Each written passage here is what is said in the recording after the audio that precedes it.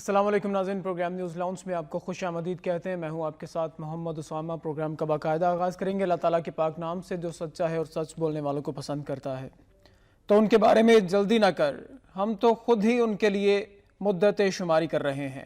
جس دن ہم پرہیزگاروں کو اللہ رحمان کی طرف بطور مہمان کے جمع کریں گے اور گناہ گاروں کو سخت پیاس کی حالت میں جہنم کی طرف ہانک لے جائیں گے، کسی کو شفاعت کا اختیار نہ ہوگا سوائے ان کے جنہوں نے اللہ تعالیٰ کی طرف سے کوئی قول قرار لے لیا ہے۔ سورہ مریم کی آیت نمبر 84 سے 88 کا ناظرین اردو ترجمہ آپ نے ملاحظہ کیا۔ دعا کرتے ہیں کہ اللہ تعالیٰ ہمیں قرآن کریم فرقان حمید کے احکامات پر غور کرنے اور ان پر عمل درآمد کی توفیق عطا فرمائے۔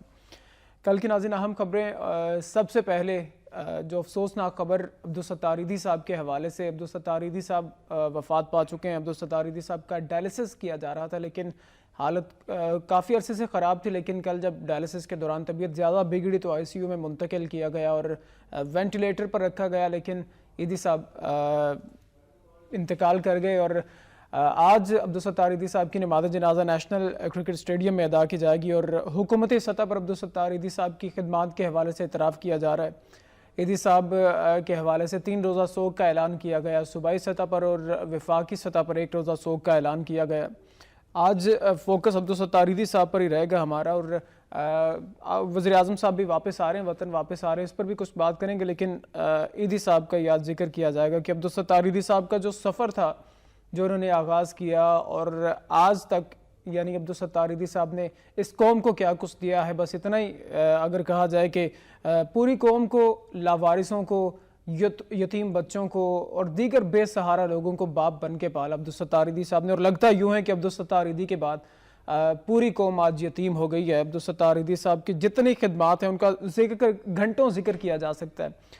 آج اس پر بات کریں گے اور کچھ رہنمائی بھی لیں گے دلاور چودھری صاحب سے۔ دلاور صاحب ویلکم، تشریف لائے پروگرام میں۔ آج سر ایدھی صاحب پہ بات کریں گے، ناظرین ایدھی صاحب پہ تفصیلی آج بات کریں گے، اور جتنا ہم احاطہ کر سکیں کہ ان کی لائف کے حوالے سے، ان کے خدمات کے حوالے سے، ان کی قربانیوں کے حوالے سے سیگمنٹ شامل کرتے ہیں نوائی وقت ٹوڈے۔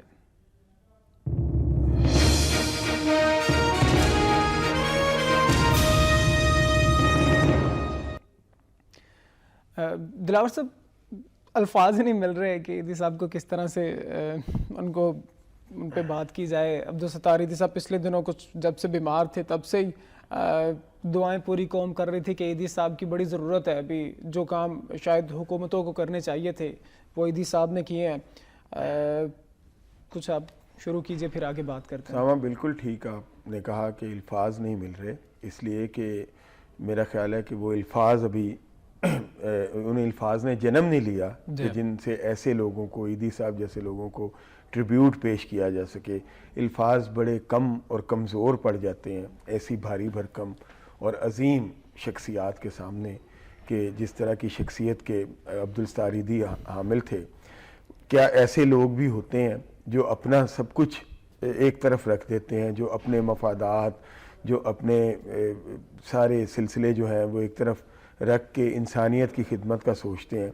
یہ ایسے لوگ ہوتے ہیں کہ جنہوں نے کبھی، جن کو یہ پرواہ نہیں ہوتی کہ وہ سوئس اکاؤنٹس میں اپنے کوئی بیلنس بڑھائیں، یا کبھی بیمار پڑیں تو باہر چلے جائیں، یا بڑے بڑے محلات میں رہیں اور غریبوں کی بات کریں، 300 کنال 400 کنال کے گھروں میں بیٹھے رہیں، یا جب بیمار پڑیں تو فوراً، بلکہ ان کو کہا گیا، بہت ساری آفرز آئیں کہ آپ ملک سے باہر جائیں تو انہوں نے انکار کر دیا۔ انہوں نے کہا یہاں اس ملک کا جو طریقہ علاج ہے اور جو رائج ہے یہاں پہ، اور جس طرح کہ لوگ میرے ساتھ محبت سے پیش آتے ہیں، ڈاکٹر صاحبان بھی سارے، تو مجھے کہیں اور جانے کی ضرورت نہیں ہے۔ تو یہ صحیح معنوں میں جو سن آف دی سوائل ہے، جس پر کہ سوائل بھی فخر کرتی ہے، ایسے سن عبدالستار ایدھی بے شک ان لوگوں میں سے تھے جو میرا خیال ہے کہ جن کے بارے میں واقعی یہ ہے کہ اگر آپ ان کو ملکوں ڈھونڈیں گے تو وہ نہیں ملیں گے، وہ نایاب ترین لوگ ہیں۔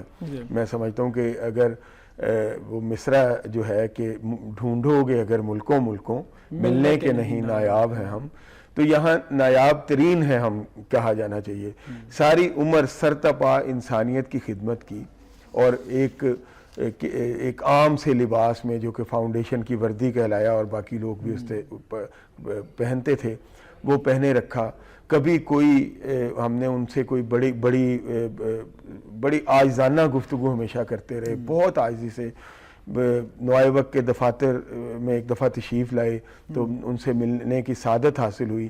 انتہائی سادہ شخص سے, ان کی باتیں بھی انتہائی سادہ تھیں, وہ خود بھی انتہائی سادہ تھے, اور ان کے ذہن میں ہر وقت انسانیت کی خدمت کا سودا جو ہے وہ سمایا رہتا تھا کہ لوگوں کو کیسے زیادہ سے زیادہ جو ہے وہ بہتری لوگوں کے لیے کرنی ہے.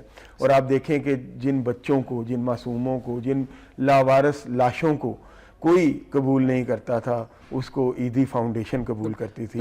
دلاور صاحب, یہ کیا خدا کی طرف سے کسی انسان میں ایسی کچھ صفات آ جاتی ہیں, خدا خود کسی بندے کو منتخب کر لیتا ہے اپنی مخلوق کی بھلائی کے لیے؟ کیونکہ کراچی کے جتنے برے حالات تھے, آئے روز سر کٹی لاشیں ملنا, بوری بند لاشیں ملنا, جلی ہوئی لاشیں ملنا. اگر بلدیہ فیکٹری کا ذکر کیا جائے سر, میرا خیال ہے کہ ان کی فیملیز بھی ان لاشوں کو دیکھ نہیں پاتی تھیں, لیکن عبدالستار عیدی وہ واحد شخصیت تھا جو جلی ہوئی لاشوں کو خود نہلاتا تھا. کوئی اور دیکھنے کی ہمت نہیں کر پاتا تھا ان لاشوں کو, لیکن کیا کمال یہ شخصیت تھی کہ خود اپنے ہاتھوں سے انہیں غسل دیا کرتا. صاحب بالکل آپ نے بڑا اچھا جملہ کہا. میں سمجھتا ہوں کہ اس سے بہتر اور کوئی بات نہیں ہو سکتی کہ یہ بڑا مشکل ہے. اب لاکھوں کروڑوں میں ہمیں کوئی ایک شخص بھی بمشکل ایسا ملتا ہے. اور مجھے بالکل میں یہ سمجھتا ہوں کہ آپ نے بالکل صحیح طرف اشارہ کیا کہ یقیناً یہ کچھ خدا کی طرف سے خاص مہربانی, خاص صفات ہوتی ہیں. دیکھیں یہ دنیا تو اس طرح ہے نا کہ محاورہ ہے نا کہ سکندر اعظم جو تھا, جس نے کہ دنیا کی پہلی انٹر کانٹیننٹل میں سمجھتا ہوں کہ سلطنت قائم کی, کہ ایک کانٹیننٹ سے اٹھ کے دوسرے کانٹیننٹ میں آیا, تو اس کے بارے میں بھی کہا جاتا ہے کہ جب وہ اس دنیا سے رخصت ہوا تو اس کے دونوں ہاتھ خالی تھے. میں یہ سمجھتا ہوں کہ یہ انسانیت کو اگر کسی ایوارڈ کو اپنے اوپر فخر کروانا ہوتا تو وہ عیدی صاحب کو دیا جاتا. میں انسانیت کے, عالمی انسانیت کے علم برداروں سے پوچھتا ہوں کہ کیا نوبل پرائز کو وہ چاہتے نہیں تھے کہ گلوریفائی کیا جائے, اس کی عظمت میں اضافہ کیا جائے؟ اگر وہ چاہتے, وہ یقیناً نہیں چاہتے تھے, اگر چاہتے تو یہ ایسے اعزازات عیدی صاحب کے قدموں میں ڈال دیے. بالکل صحیح سر. اور میں اجازت دیں مجھے دلاور صاحب, آپ مجھ سے اتفاق کریں نہ کریں, لوگ اتفاق کریں نہ کریں, لیکن سر ملالہ یوسفزئی کا ایوارڈ, میں بڑی کنٹروورشل بھی باتیں رہیں, کچھ لوگوں نے اس کے حق میں بھی باتیں کی, ایک اکثریت تھی لوگوں کی جو اس کے خلاف بھی باتیں کرتی تھی, لیکن اس سے قطع نظر سر عیدی صاحب کو ایوارڈ نہ ملنا اور ملالہ کو ایوارڈ نہ ملنا, میرا خیال عیدی صاحب کو ضرورت نہیں تھی اس چیز کی. بالکل آپ نے صحیح کہا. میں اس سے بلند تھے. میں تو یہ کہہ رہا ہوں کہ میں نے دیکھیں ملالہ بھی ہماری اس ملک کی بیٹی ہے, اگر اس کو اکنالج کیا گیا ہے, اس کی جو سیکریفائس ہے اور اس کو جس طرح ایک سافٹ فیس پاکستان کا اس نے پیش کیا ہے تو وہ بڑی اچھی بات ہے, اپریشیبل ہے. لیکن میں نے پہلے ہی عرض کیا کہ کیا وہ نہیں چاہتے تھے کہ اس طرح کے اعزازات کو گلوریفائی کیا جائے؟ کہ یہ عیدی صاحب کو تو ان چیزوں کی ضرورت تو اس سے بہت بلند تھے. وہ تو انسانیت کے ایک ایسے رتبے پر فائز تھے کہ جہاں یہ چیزیں بے معنی ہو جاتی ہیں. انہوں نے دیکھے نا کبھی اپنی ذات کی پرواہ نہیں کی. انہوں نے خود اپنا واقعہ سنایا کہ کس طرح ان کو ڈاکوؤں نے روکا اور پھر ان کو بتایا, ان کے بارے میں جب انہیں پتہ چلا, جب انہوں نے دیکھا کہ یہ تو, انہوں نے بتایا کہ وہ مجھے دیکھ کے کہنے لگے یہ تو عبدالستار عیدی ہے. جب ہماری لاشوں کو ڈاکو کہنے لگے کوئی ایکسیپٹ نہیں کرے گا تو یہ شخص ہوگا جو ہمارا کفن دفن کرے گا, اور کیا ہم اس کو لوٹ لیں. یہ بڑا دلچسپ واقعہ وہ اپنا سنایا کرتے تھے کہ جس پر ہر طرح کے لوگ, جس پر ہر طرح کے سیاستدان, جس پر ہر مکتبہ فکر کے لوگ, جس پر ہر مذہب کے لوگ, جس کے اوپر ہر مسلک کے لوگ جو تھے, ہر فرقے کے لوگ متفق تھے کہ ہاں اگر پاکستان کے پاس کوئی ایک شخص ہے کہ نام لیا جائے کہ تم لوگوں کے پاس کوئی ایک شخص ہے بتاؤ تو وہ عبدالستار عیدی ہیں. تو بالکل میں سمجھتا ہوں کہ شاید ہم اب واقعی جو ہم نے لوگوں کے تبصرے سنے ہیں اور پڑھے ہیں اور سوشل میڈیا پہ دیکھ رہے ہیں کہ واقعی پاکستان اب غریب ہوا ہے, اور واقعی لاکھوں بچے اور یہ قوم جو ہے یہ اب یتیم ہوئی ہے. اس میں کوئی شک نہیں ہے کہ یہ شعر جو ہے, یہ جو خالد شریف صاحب نے کہا ہے کہ بچھڑا کچھ ہی صدا سے کہ رت ہی بدل گئی، ایک شخص سارے شہر کو ویران کر گیا. تو واقعی ایدھی صاحب اس طرح محسوس، آج میں صبح اٹھ کے جب پروگرام کے لیے آ رہا تھا تو مجھے یوں لگ رہا تھا کہ ہر چیز سوگوار ہے، اس شہر کی، اس ملک کی ہر در و دیوار جو ہے وہ گریہ زار ہے، ہر درخت جو ہے وہ جھکا ہوا ہے، اس طرح کہ اس کو ایک افسوس ہے کہ اس دنیا سے انسانیت اٹھ گئی ہے، اس دنیا سے جو ہے وہ انسانیت بھی سوگوار ہے. مسیحا جو ایدھی صاحب کی کمٹمنٹ تھی اپنے جو ایک کاز لے کر چلے، یتیم جس کا کوئی کوڑے میں پھینک جاتے تھے، اس بچے کو، اس نو مولود کو کوڑے دان میں پھینک جاتے تھے، کوڑے کے ڈھیر میں پھینک دیتے تھے، اسے کوئی اپناتا تھا تو عبدالستار ایدھی اپناتا تھا. وہ جو خواتین جن کو گھروں سے نکال دیا جاتا تھا ان کے لیے شیلٹرز اگر کوئی دیتا تھا تو عبدالستار ایدھی دیتا تھا. لاشوں کا آپ نے ذکر کیا، لاوارث لاشیں جن کو، ایون ڈاکوؤں کی لاشیں جو مار دیے جاتے تھے، چور مار دیے جاتے تھے، ان کو عبدالستار ایدھی کو لوٹتے نہیں تھے، ان سے چوری نہیں کرتے تھے کہ ہمیں اگر کوئی کفن دفن کرے گا، ہماری تدفین کا انتظام کرے گا تو عبدالستار ایدھی کرے گا. سر ان کی کمٹمنٹ ایک نوبل کاز کے حوالے سے، اور جیسا جو ان کے حوالے سے بتایا جاتا ہے، آج ہمارے نوائے وقت میں خصوصی ایڈیشن بھی چھپا اسی حوالے سے، تو اس میں بھی یہی بتایا گیا کہ ان کی والدہ کے حوالے سے جب جو سٹارٹ انہوں نے کیا، پہلے تو ایک ڈسپینسری سے آغاز کیا 1950-51 میں، اور اس کے بعد جب وہ اپنی والدہ کو ہاسپٹل اور ایمبولینسز کا، جب پہلے تو ڈسپینسری چلا رہے تھے لیکن اس کے بعد جب ایمبولینسز کا جو کانسیپٹ آیا، ریڈ کراس کی کہتے ہیں کراچی میں صرف ایک ہی ایمبولینس تھی، اور جب والدہ کو لے جانا پڑتا تھا ہاسپٹل میں جب وہ علیل تھیں تو بڑا انتظار بھی کرنا پڑتا تھا کہ ابھی ریڈ کراس کی وین آئے گی، ایمبولینس آئے گی تو پھر والدہ کو لے کے جاؤں گا. کئی بار نہیں آتی تھی تو رکشہ میں لے کے جانا پڑتا تھا، ہچکولے کھاتا تھا رکشہ تو والدہ کو تکلیف ہوتی تھی، یوں والدہ کو پکڑ لیتا تھا میں تاکہ والدہ تکلیف میں نہ میں دیکھ سکوں. اس کے بعد یہ کہتے ہیں کانسیپٹ میرے ذہن میں آیا کہ میں ایمبولینس ایک سروس شروع کروں گا، اور ایمبولینس سروس ایسی شروع کی کہ صرف اب پاکستان بھر میں نہیں، دنیا بھر میں ایدھی کے نام سے ایمبولینسز چلتی ہیں. بالکل، اور اتنا بڑا ایک نیٹ ورک بنایا، اس کے پیچھے ان کی نیک نیتی، اس کے پیچھے ان کا عزم جو ہے. جب وہ نوائے وقت کے دفاتر میں آئے تو غالباً وہ اس سے پہلے مال روڈ پہ کسی کینسر میں مبتلا طالب علم کے لیے چندہ اکٹھا کر رہے تھے. تو میں نے ان سے پوچھنے کی جسارت کی، میں نے کہا کیا اس قوم میں یہ امداد کی اپیل کرنا اور اس پر آپ کو ڈونیشنز ملنا کیا بہت مشکل کام ہے؟ انہوں نے کہا بہت آسان کام ہے، یہ قوم ڈونیشنز دینے کے لیے تیار ہے. میں نے آدھا گھنٹہ کھڑا ہو کے 18 لاکھ روپے، یہ لیٹ 90s کی بات ہے، اس وقت یہ بہت، ابھی بھی یہ بہت پیسے ہیں، اس وقت تو بہت زیادہ پیسے تھے، تو اکٹھے کیے. انہوں نے مجھے بتایا، انہوں نے کہا کہ صرف اتنا ہے کہ اپنے آپ کو پروو کریں، لوگ دینے کے لیے تیار ہیں، سارا کچھ ہے. اور ایدھی تو وہ شخص تھے کہ جب وہ ایسے جھولی کرتے تھے ہم لوگوں کے لیے، آپ کے لیے، میرے لیے، اپنے لیے نہیں، پیسوں کے ڈھیر لگ جاتے تھے. اپنے لیے تو انہیں کچھ بھی نہیں چاہیے ہوتا تھا، اپنے لیے تو شاید وہ آدھی روٹی کھاتے تھے اور بڑے معمولی سے جو کپڑے تھے معمولی قیمت کے وہ پہنتے تھے، جو کہ یونیفارم ہی بن گیا ایدھی فاؤنڈیشن کا. تو یہ ساری کمٹمنٹ جو ہے ان کی پوری زندگی آپ دیکھیں.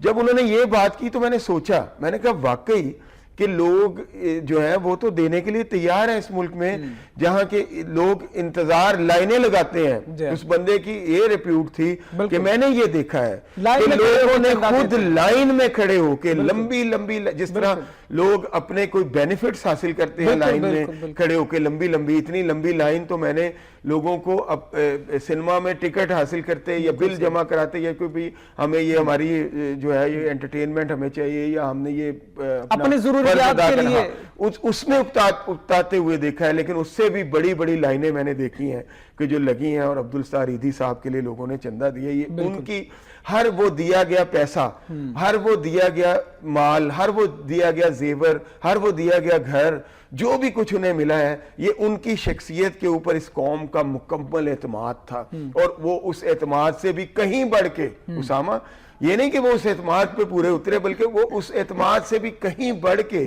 ثابت ہوئے کہ انہوں نے اپنے آپ کو پروو کیا کہ وہ نہ انہوں نے کبھی کسی پولیٹکس کی بات کی. دیکھیں انہوں نے انڈین لڑکی جو تھے گیتا، وہ ان کو اتنا اعتماد تھا اپنے لوگوں پہ بھی اور اپنے آپ پہ بھی کہ جب انہوں نے اس کے لیے کام کیا اور انڈین گورنمنٹ نے مودی نے ان کے لیے 1 کروڑ روپے کی امداد کا اعلان کیا تو انہوں نے معذرت کی اور انہوں نے کہا کہ ہم حکومتوں سے امداد نہیں لیتے، اس لیے نہیں لیتے کہ کہیں یہ نہ ہو کہ ہم ہمارے کو پولیٹیکل ٹلٹ سمجھا جائے یا یہ سمجھا جائے کہ ہمارے لیے عام لوگ بہت ہیں جو ہم پہ ٹرسٹ کرتے ہیں اور اربوں خربوں روپے ہمیں دیتے ہیں اور ہم بھی انہیں استعمال کرتے ہیں. پھر وہ آپ والی بات کہ وہ بچہ جس کو کوئی ایکسیپٹ نہیں کرتا تھا، ایدھی صاحب کہتے تھے کہ جن بچوں کی تمہیں ضرورت نہیں ہے انہیں پھینکو مت، مجھے ضرورت ہے. یہ ان کے الفاظ ہے، وہ مجھے دو، میں انہیں ان کو کوئی تشخص دوں، ان کو کوئی مستقبل دوں، تم ان کو کہیں پھینک مت جانا. وہ انسان ہے، انسان کی اولاد ہیں اور مجھے وہ بچے چاہیے، وہ مجھے دے دو. اور وہ اس بات کو پروو بھی کرتے تھے اور ان کے جو انسٹیٹیوشنز ہیں، ان کے جو ادارے ہیں، وہ ان چیزوں کے بڑے مطلب منہ بولتے ثبوت ہیں. آج عبدالستار ایدھی ساری عمر زمین پر بیٹھ کر کھانا کھانے والا شخص جو ہے، اس نے اتنا بلند کر دیا ہے انسانیت کو، میں سمجھتا ہوں کہ جس کی جتنی بھی مثالیں دی جائیں کم. سر یہ صرف عبدالستار ایدھی جیسی شخصیت ہی کہہ سکتی ہے کہ انسانیت سے بڑھ کے کوئی مذہب نہیں ہو سکتا. عبدالستار ایدھی صاحب نے کہا کہ انسانیت سے بڑھ کے کوئی مذہب نہیں ہو سکتا. دلاور صاحب لیکن ہماری قوم نے کیا کیا ان سے؟ عبدالستار ایدھی صاحب نے خود واقعہ آپ نے جو کوٹ کیا کہ مجھے تو ڈاکوؤں نے نہیں لوٹا، چوروں نے نہیں لوٹا، کہ ہماری کفن دفن کا بندوبست ایدھی کرے گا. لیکن ایک وقت ہم نے وہ بھی دیکھا کہ ایدھی سینٹر پر ڈکیتی ہوئی، چوری ہوئی. لیکن بلقیس ایدھی یہ کہتی ہیں کہ اس واقعے کے بعد ایدھی صاحب بڑے ڈس اپوائنٹڈ تھے کہ یار ایدھی سینٹر جو کہ ان چوروں کے لیے بھی کام کرتا ہے، ان ڈاکوؤں کے لیے بھی کام کرتا ہے، مطلب ان کو بھی یہ شیلٹر دے گا، جب وہ مر جائیں گے کوئی ان کو ایکسیپٹ کرنے والا نہیں ہوگا، ایدھی سینٹر بطور انسان انہیں ایکسیپٹ کرے گا. ایدھی سینٹر کو بھی معاف نہیں کیا ہمارے چوروں نے. ہاں لیکن اس کے بعد دیکھیں اللہ تعالیٰ نے بھی مدد کی اور وہ سب کچھ جو ہے وہ ریکور بھی ہوا بہت کچھ. اور ایدھی صاحب واقعی اس لیے پریشان رہتے تھے، بلقیس صاحبہ بتاتی ہیں کہ وہ اس لیے پریشان تھے کہ وہ کہتے تھے یہ لوگوں کی امانتیں ہیں اور وہ اس کے ساتھ ساتھ پورے اعتماد بھی رہتے تھے کہ چونکہ یہ لوگوں کی امانتیں ہیں اور ہماری نیت جو ہے وہ بالکل صاف ہے، اس لیے یہ اللہ تعالیٰ ہمیں اس آزمائش سے بھی پورا اتارے گا. دوسرا جو آپ نے بات کی کہ وہ کہا کرتے تھے کہ انسانیت سے بڑا مذہب کوئی نہیں ہے، اصل میں مذہب ہے ہی انسانیت. بالکل اسلام بھی ہو، دوسرے مذاہب بھی انسانیت ہی کی تلقین کرتے ہیں. اقبال نے اسی لیے فرمایا ہے کہ درد دل کے واسطے پیدا کیا انسان کو، ورنہ عبادت کے لیے کم نہ تھے کرب و بیا. بالکل صحیح. تو بات یہ ہے کہ انسان کو انسان کے درد کے لیے پیدا کیا ہے، یہی دین ہے، یہی دین سکھاتا ہے. ہر مذہب کا لب لباب دیکھیں، مذاہب کا تو ایک سلسلہ ہے نا. ہم سمجھتے ہیں کہ اس دنیا میں 1,24,000، ہم سمجھتے نہیں بلکہ یہ حقیقت ہے کہ 1,24,000 پیغمبر آئے اور وہ ایک کنیکٹیوٹی ہے. اور وہ سارے کے سارے جو تھے وہ سب سے زیادہ جس چیز پہ ایمفیسس کرتے تھے وہ انسانیت تھی. خود حضور صلی اللہ علیہ وسلم جب ابھی نبوت ان کو نہیں ملی تھی تو اس دور میں وہ نوجوان تھے جب، تو ایک معاہدہ ہوا کہ ہم جو مظلوم ہیں ان کے ساتھ کھڑے ہوں گے، کیونکہ وہاں تاجروں کو اکثر لوٹ بھی لیا جاتا تھا مکے میں، کچھ لوگ ایسے بھی پیدا ہو گئے تھے. تو اس وقت ایک معاہدہ ہوا تھا جس کو حلف الفضول کہتے ہیں، اور آپ نے اس میں بڑھ چڑھ کے حصہ لیا صلی اللہ علیہ وسلم نے. اور آخری اپنے ایام میں بھی فرمایا کرتے تھے کہ کیا خوبصورت معاہدہ تھا، مجھے آج بھی اس معاہدے کے لیے بلایا جائے گا کہ انسانیت کی خدمت کرنی ہے، لوگوں کے کام آنا ہے، مظلوموں کے، تو میں دوڑا جاؤں گا. یہ حضور صلی اللہ علیہ وسلم کے فرمان تھا، یہ ان کے ارشادات تھے. تو مطلب یہ ہے کہ اصل ہمارے پیغمبر نے بھی اور ان سے پہلے آنے والے پیغمبروں نے بھی دنیا کو جو اس کو ہم کہتے ہیں مذاہب، وہ اصل میں انسانیت ہی کی خدمت کی تلقین ہے. دیکھیں یہ مثالیں جو ہیں یہ انسانیت کا احترام کی تلقین ہے. یہ اتنا بڑا مارکا درپیش تھا، تھوڑے سے اگر اجازت دیں تو اس طرف بھی بات کریں، اس کو ریلیٹ کریں اس سے. اتنا بڑا مارکا بدر کا درپیش تھا، اتنا بڑا تھا کہ خود حضور صلی اللہ علیہ وسلم نے اللہ تعالیٰ سے دعا کرتے ہوئے کہا تھا کہ اگر آج یہ جماعت مٹ گئی تو قیامت تک تمہارا نام لینے والا کوئی نہیں رہے گا، ہماری مدد کرو. تو جب وہ صفیں درست کروا رہے تھے مسواک سے غالباً ایک چھوٹے، تو ایک صحابی نے کہا کہ آپ نے جو مجھے یہ مسواک سے تھوڑا سا جو لگایا ہے میرے ساتھ تو مجھے اس سے تکلیف ہوئی ہے. تو آپ نے اس وقت یہ نہیں کہا کہ یہ کوئی وقت ہے یار چلو پھر اس پہ بات کریں گے اتنا بڑا. آپ نے وہی اس کے ہاتھ پکڑائی اور خود کہا کہ چلو تم جیسا چاہتے ہو اپنا قصاص لے لو. تو یہی انسانیت ہے جس کی پیروی کرتے رہے. عبدالستار ایدھی بہت بڑے انسان تھے. میں سمجھتا ہوں کہ بہت بڑا انسان ہونا ہی اچھا مسلمان ہونا ہے, اور اچھا مسلمان ہونا ہے اصل میں بہت بڑا انسان ہونا ہے اگر ہم اپنے مذہب کے پرسپیکٹو میں بات کریں. دوسرے مذاہب بھی. سر یہ کیا وجہ ہے کہ کسی انسان کی حیات میں, مطلب اس کی زندگی میں ہم اسے, ایدھی صاحب تو ایسے شخص تھے کہ ان کو اتنی ایکنالجمنٹ ان کی حیات میں ملی تھی, لیکن سر یہ ایک ڈیلیما ہے ہمارا کہ جب کوئی شخص دنیا سے چلا جاتا ہے اس کے بعد ہی اس کا ذکر اس طرح سے کیا جاتا ہے. آج بھی ہم دیکھیں گے اخبارات بھرے پڑے ہوں گے عبدالستار ایدھی صاحب کے حوالے سے, ان کے کارناموں کے حوالے سے.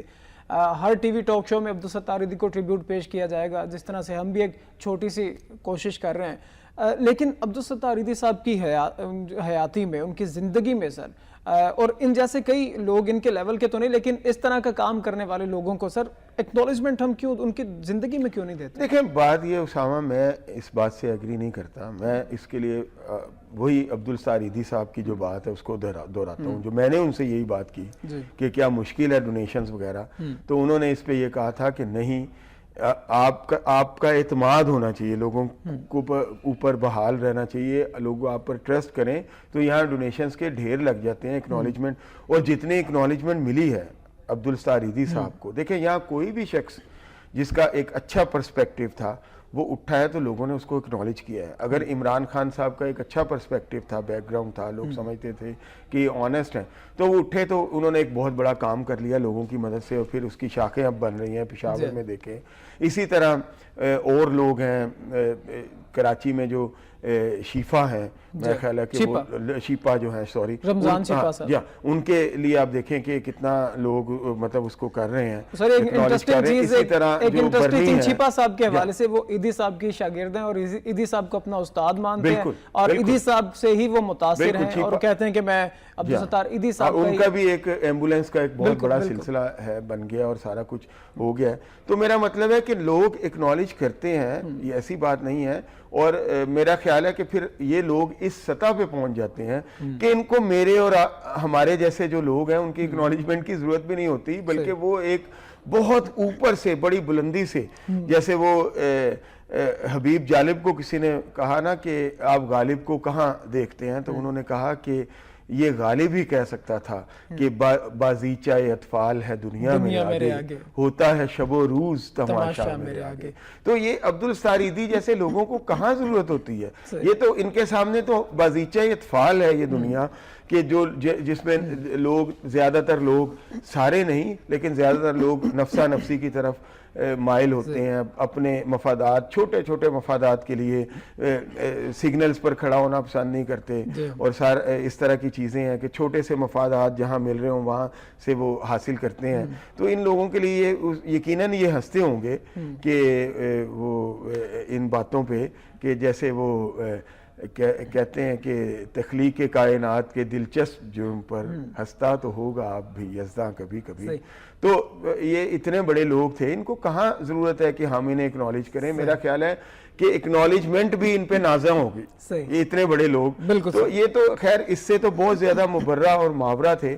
اسی طرح میں سمجھتا ہوں کہ اکنالجمنٹ ملتی ہے, ایک وقت آتا ہے جینون آدمی کو ضرور لیٹ ہو جاتا ہے, سویر ہو جاتا ہے, دیر ہو جاتی ہے, جیسے کہتے ہیں نا کہ خدا کے گھر میں دیر ہے اندھیر نہیں. اسی طرح ایک جو جینون آدمی ہوتا ہے اللہ تعالیٰ اس کو ضرور اس کا صلہ دیتے ہیں, دلاور صاحب عزت اور محبت سے. یہ اگر بات کی جائے, آپ نے بھی کہا کوئی پولیٹیکل شخصیت نہیں تھے, اور کئی بار کہہ چکے تھے کہ نہ مجھے اس میں انٹرسٹ ہے کوئی, لیکن آپ کو یاد ہوگا ایک وقت ایسا آیا تھا کہ ایدھی صاحب نے یہ کہا تھا کہ 6 مہینے کے لیے فوج آ جائے, فوج معاملات کو دیکھے. ٹیکس چور, زکوٰۃ چور, ایدھی صاحب کے الفاظ تھے, ٹیکس چور, زکوٰۃ چور, ان پہ کنٹرول کیا جائے. پھر انہوں نے یہ بھی کہا کہ فوج آ جائے گی تو کرپشن بہت کم ہو جائے گی, شاید کچھ ایررز آئیں گے سامنے لیکن بہت کم ہو جائے گی. یہ کیا ضرورت کیوں پیش آئی ایدھی صاحب کو یہ کہنے کے حوالے؟ اس کا ایک پرسپیکٹو تھا, آپ کو یاد ہوگا کہ ایدھی ایمبولینسز پہ حملے ہونا شروع ہو گئے.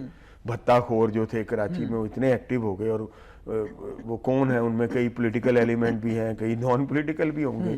یہ سارے جب تھے تو ان لوگوں نے اتنا تنگ کیا بھتہ خوری کے حوالے سے. ایک وقت میں تو یہ بھی آنے لگا کہ عبدالستار ایدھی کہیں جانے والے نہیں تھے, لیکن وہ کہنے لگے کہ پھر یہ نہ ہو کہ میں مطلب مجھے جانا پڑے, کہیں چھوڑنا پڑے. تو اس حد تک وہ ان کو تنگ کیا گیا. دیکھیں نا, دنیا کے جو غلیظ دنیا کی خواہش رکھنے والے جو بڑی سطحی قسم کے لوگ ہیں, وہ ان کی تو بھرمار ان کی بھی تو ہے نا. تو جب ان لوگوں نے ان کو تنگ کیا, ہم کسی پولیٹیکل پارٹی کا نام نہیں لیتے, لیکن ہمیں اندازہ ہے کہ خود چونکہ ایدھی صاحب نے نہیں لیا اس لیے ان کے احترام میں ہم بھی نہیں لیتے, لیکن ہمیں اندازہ ہے کہ اس وقت کیا حالات ہو رہے تھے کراچی کے, کس طرح ان کو تنگ کیا جا رہا تھا. جب یہ کھالیں چھینی جا رہی تھیں, ان کی جو کھالوں والی گاڑیاں تھیں ان پہ حملے کیے جا رہے تھے, اور کون لوگ یہ کر رہے تھے ہم اور آپ بڑی اچھی طرح جانتے ہیں, ایدھی صاحب بھی جانتے تھے. تو جب اس حد تک انہوں نے کہا کہ مجھے آپ ویلفیئر کے کام کیوں نہیں کرنے دے رہے, انہوں نے یہ نہیں کہا کہ یہ کیوں چھین کے لے, انہوں نے کہا مجھے میری لائف لائن ہے ویلفیئر, اور اگر آپ مجھے اس سے روکیں گے تو میں پھر مجبور ہو جاؤں گا.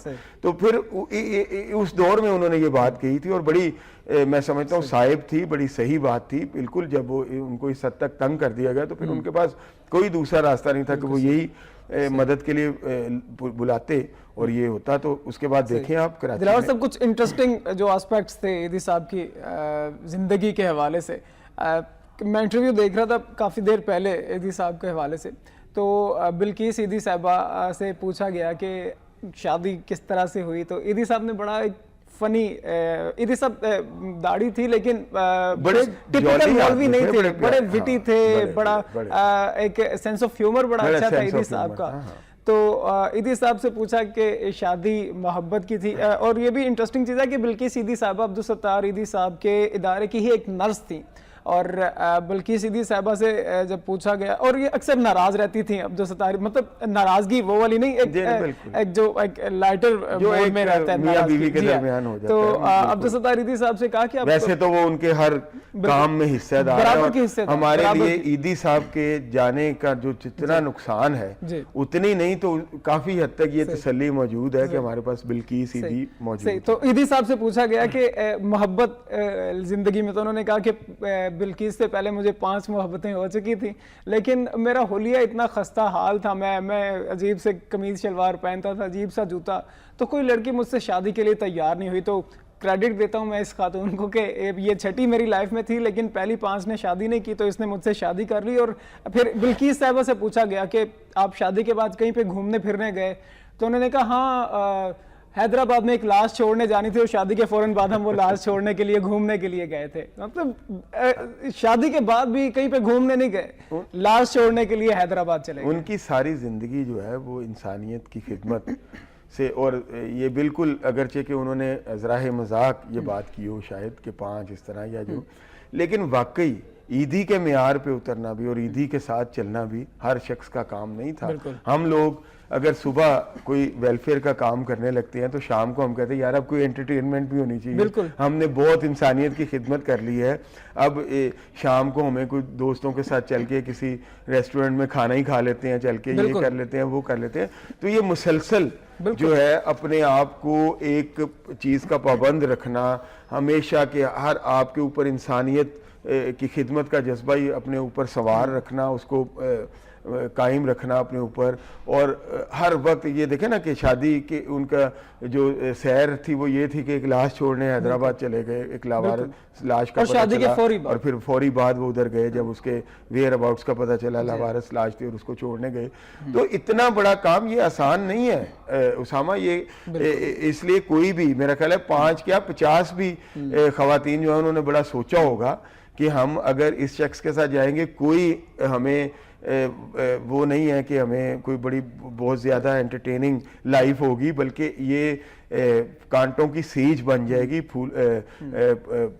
پھولوں کی وہ نہیں ہوگا, کانٹوں کا سفر ہوگا. دلاور صاحب اگر اجازت دیں تو کچھ منٹس رہ گئے ہیں, باقی خبروں کو سکپ کرتے ہیں, آج ایدھی صاحب پہ بات کرتے ہیں. وہ اناؤنس کر دیا, سب سے اہم خبر آج کی یہی رہے گی کہ وزیراعظم صاحب آج لندن سے واپس آ رہے ہیں, اور جب وزیراعظم صاحب آئیں گے اس کے بعد ہی ان پر بات کر لی جائے گی, لیکن ابھی تک یہی خبر ہے کہ وزیراعظم صاحب واپس آ رہے ہیں. بات ایدھی صاحب پہ ہی کرتے ہیں دلاور صاحب. اس کے علاوہ ایک اور بڑی انٹرسٹنگ بات, ایدھی صاحب اور بلقیس ایدھی صاحبہ بائی روڈ حج کے لیے گئے. اپنی سڑکوں کے ذریعے اپنی ایمبولینس میں گئے, اور وہاں پہ بھی بڑا سینس آف ہیومر ایدھی صاحب کا کہ وہاں پر بھی جب شیطان کو کنکریاں مارنے کا وقت آیا تو ایدھی صاحب اپنے انٹرویو میں کہتے ہیں, مذاق کے طور پہ ہی, مطلب یہ نہیں کہ انہوں نے واقعتاً ایسا کیا, تو شیطان کو کنکریاں مارنے کا وقت آیا تو ایک شخص نے کہا کہ ایدھی صاحب آپ کنکریاں مار چکے ہیں, یہ جو ایک حج کا ایک حصہ ہے کہ آپ نے شیطان کو کنکریاں مارنی ہے. تو ایدھی صاحب نے کہا کہ نہیں, میں پاکستان میں جا کے مار لوں گا, وہاں بڑے شیطان ہیں, میں یہاں پہ شیطان کو کنکریاں نہیں ماروں گا. تو ان کا سینس آف ہیومر کیسا ہے. اور اس کے علاوہ دلاور صاحب جس بھی پہلو کی طرف جائیں ایک داستان ملتی ہے ایدھی صاحب کے حوالے سے. جاتے جاتے بھی ایدھی صاحب نے اپنی آنکھیں ڈونیٹ کر دی ہیں, اور سر جس بندے کو ایدھی صاحب کی 25 سال پہلے انہوں نے وصیت کر دی تھی, اور اسی لباس میں انہیں دفنایا جائے گا, اسی کو اس کا کفن بنایا جائے گا جو انہوں نے پہنا تھا, جو کہ فاؤنڈیشن کا یونیفارم ہے. اور ان کی شخصیت کا ایک پہلو اور بھی اسامہ, کہ وہ واقعی بہت بڑے سوشل مسیحا تھے, میں سمجھتا ہوں انسانیت کے لیے ایک بہت بڑا, اور پاکستان کے لیے بہت بڑا فخر تھے.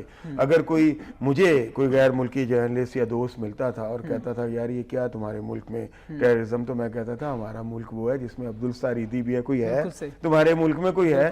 میرے سے تو یہ دعویٰ چھن گیا نا جب میں یہ مقابلے پہ جب میں کہتا تھا, جب وہ کہتے تھے کہ یار تمہارے ملک میں کرپشن ہے, ایکسٹریم, ہاں بالکل ایک آرگومنٹ چلا گیا. تو ہم کہتے تھے ہمارے ملک میں عبدالستار ایدھی بھی ہے, تمہارے ملک میں کوئی ہے تو لاؤ دکھاؤ, تو وہ اس پر لاجواب ہو جاتے تھے.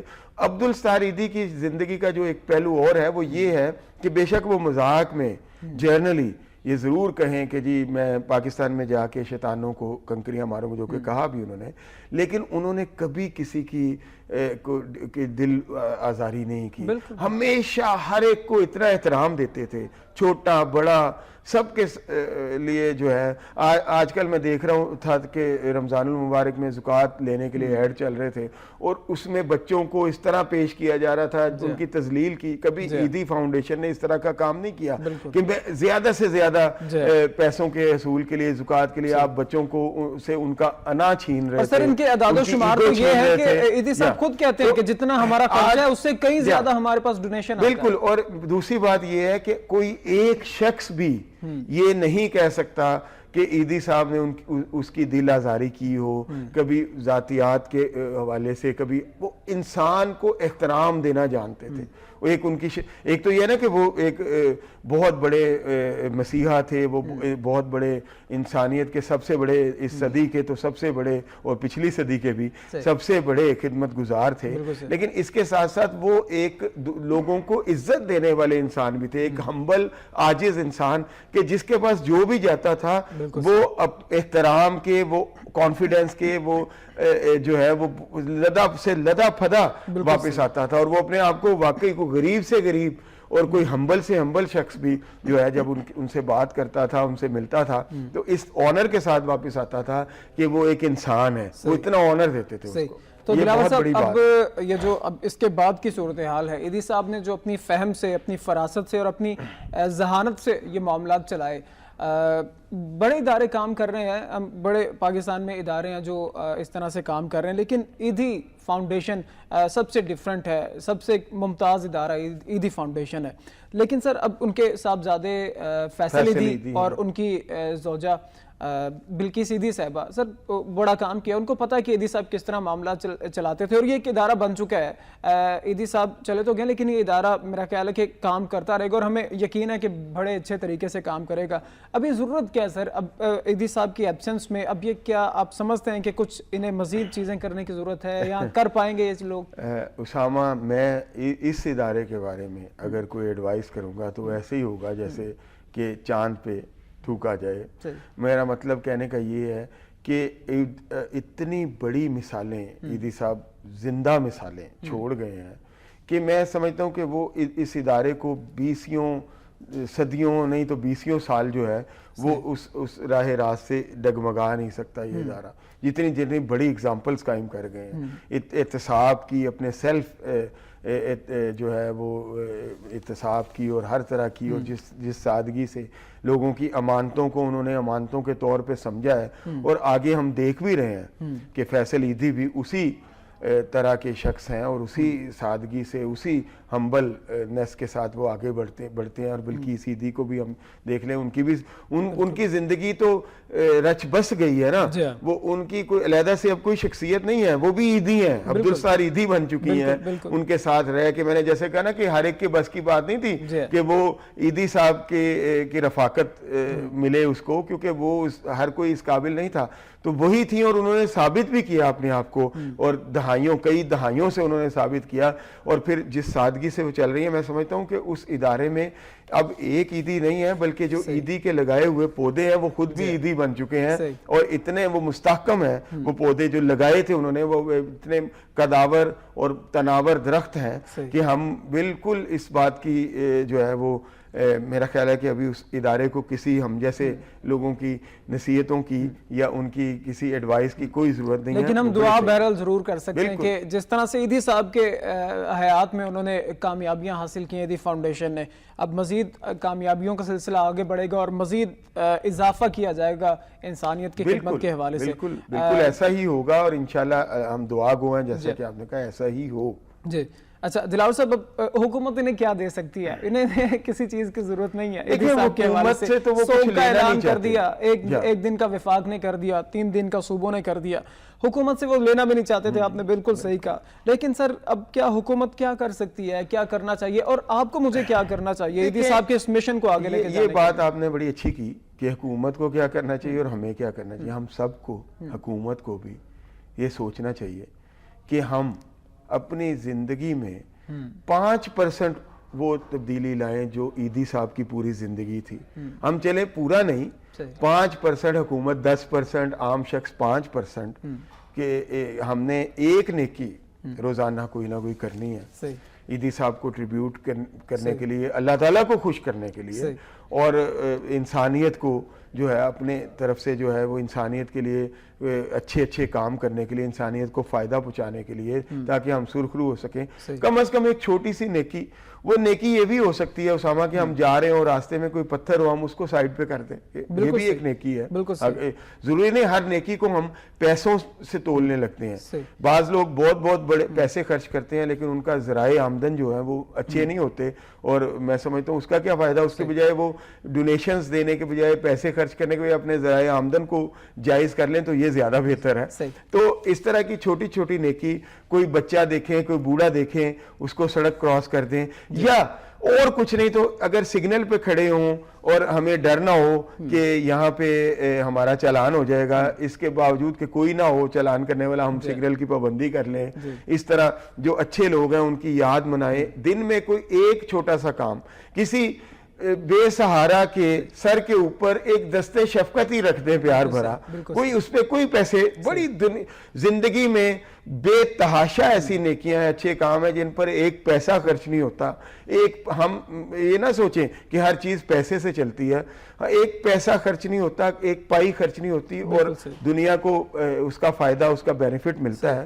تو یہ ضرور ہم اتنا ضرور کریں, اور حکومت کو بھی چاہیے کہ وہ چھوٹے وعدے, جھوٹے وعدے کرنے کے بجائے جو ہے وہ لوگوں کی خدمت کے لیے کو اپنا شعار بنائے, لوگوں کی خدمت کا جذبہ لے کے چلے 90% غلط کر بھی لے, 10% تو ٹھیک کرے, کچھ تو اچھائی کریں. شکریہ دلاور چودھری صاحب تشریف لائے پروگرام میں. ناظرین آپ کا بھی شکریہ, آپ نے پروگرام دیکھا, اور جاتے صرف اتنا ہی کہیں گے کہ عیدی صاحب کو کسی نوبل انعام کی ضرورت نہیں ہے. جیسا دلاور چودھری صاحب نے کہا کہ عیدی صاحب کسی نوبل انعام کے, کسی بڑے ایوارڈ کے محتاج نہیں تھے.